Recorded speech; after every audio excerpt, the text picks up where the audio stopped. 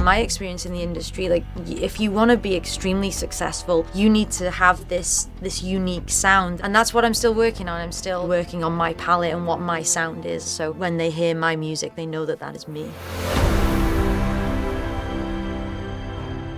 I was in Wales. I was at the Royal Welsh College of Music there, studying music technology and sonic art, and I honestly first contacted Tyler through his website. What I really liked about Tyler was that he has this sort of rock and roll vibe to him. Like a lot of composers are very like strict classical, or they have their genres or their pockets that they compose in, and Tyler had a much more diverse score range and records and everything else. So I just said, hey, I admire your work. Like I specified some certain cues and scores and stuff that I thought were fantastic. I came out and I did sort of an internship with him for a month. I worked my arse off, but obviously it worked. I went back, I had like 2 months left of my degree, so I was like, 4 years, I've got to finish it, and then moved straight out to LA. First day on the job, we're doing Sucker Punch, the movie, with Zack Snyder, and I show up at Capitol Records in LA, and there's a 55-piece choir singing this full, fantastic score, and I got goosebumps. I was like, how did this happen? Like, how have I gone from college in Wales to first day on the job, and this is a reality? Honestly, it was being chucked in the deep end of the pool immediately. So I was a little bit more of an assistant at the time, which, you know, I was eager to do more and write music and stuff, but honestly, in hindsight, that transition and learning slowly like that and watching Tyler work and slowly making my way up to where I am with Tyler now, and I'm writing with him every day, was such a learning curve that it was definitely something that had to happen. Being on Tyler's team over the past 7 years, I've had the opportunity to be involved in so many different styles of projects, from film and television to video games, live events, theme park attractions. Over the time we've been working together, I've been earning Tyler's trust bit by bit and working with him on developing cues over the past several years. There's my studio here on the bottom floor.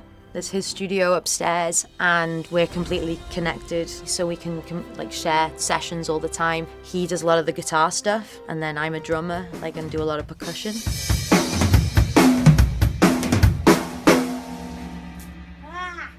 It's honestly different on a project-to-project basis, though, especially with instrumentation. Like Guardians of the Galaxy is full orchestra, so there's not a lot of like drum kit, for example.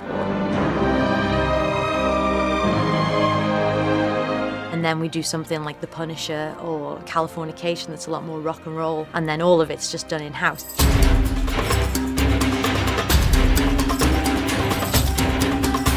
We just finished Samurai Jack. It's just aired on Adult Swim. So Tyler is the score producer of the show, and myself and Dieter Hartmann are the composers of the show. This is a cue from episode 10. We do a lot of percussion live in the room. We've got some cajon, some djembe, some doumbek, some nails. So I'll just layer them in here and record everything separately. And then if it needs more oomph afterwards, I'll put some pre-programmed stuff in there from the samples. So on my rig, I've got Pro Tools up here, and then I have a secondary rig here, which is another Mac Pro, and from that Mac Pro is where I run all my samples from. So I run Vienna on that. Vienna's running Contact, and we've got just absolutely thousands of libraries, and I have my templates, which I like, and in discovering the sound and the palette for the show, I ended up using Signal a lot from Output, and I ended up using Substance as well. I really like pulling up the templates that you guys already have and then going from there and fiddling with it enough so it sounds like a unique sound that no one else has technically got, but it's faster too to pull it up that way. Like if you like the bass sound, and then you can put a cool filter on it or distort it or something, and suddenly it's its own thing. Samurai Jack was super cool for having weird sounds in it too at the same time, so having this organic and brass and strings, but then having synths at the same time, so in that sequence there is this guy. When you put it in context,